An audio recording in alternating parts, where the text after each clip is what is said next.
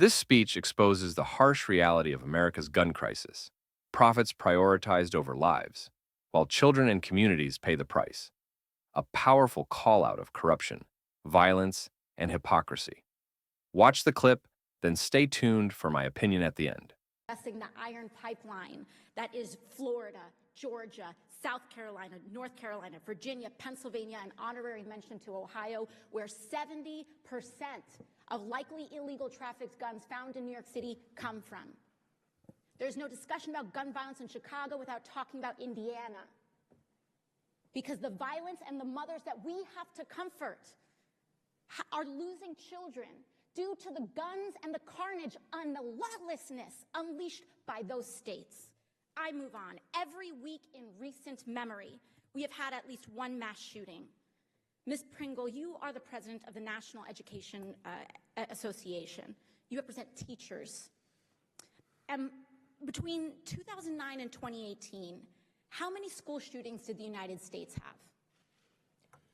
288. 288. Now let's look globally. Our G7 partners, Canada, France, Germany, Italy, Japan, and the United Kingdom, combined, how many school shootings did those countries have? 50 times more. In almost 10 years.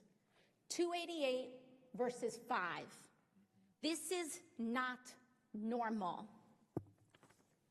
Not only is it not normal, it is internationally embarrassing and delegitimizing to the United States.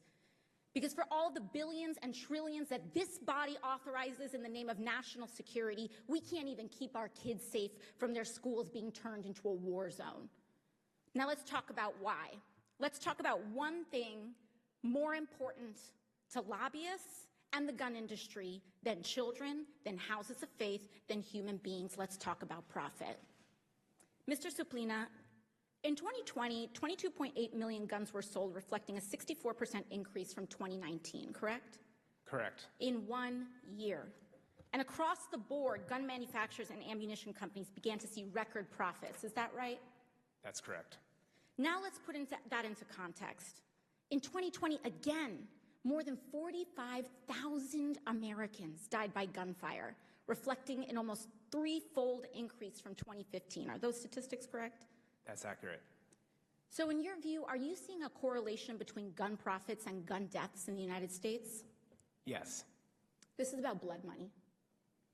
Between 2019 and 2021, 2 years, leading gun manufacturers Sturm and Ruger saw gross profits double to almost $280 million. In fact, during an earnings call, their CEO called the sales boom, quote, historic, ferocious, and that the future was bright. A month after that, an AR-556 pistol murdered 10 people at a supermarket in Boulder, Colorado. Those profit margins, $280 million, go to lobbying. Is that correct? Much of that goes to lobbying, correct? Significant amounts go to lobbying, correct. And can you remind us what the gun industry is lobbying against when it deploys these lobbying resources? They are lobbying against every law that would regulate firearms, period. And can you briefly tell us how gun companies have poured extra profits directly into lobbying against gun reform?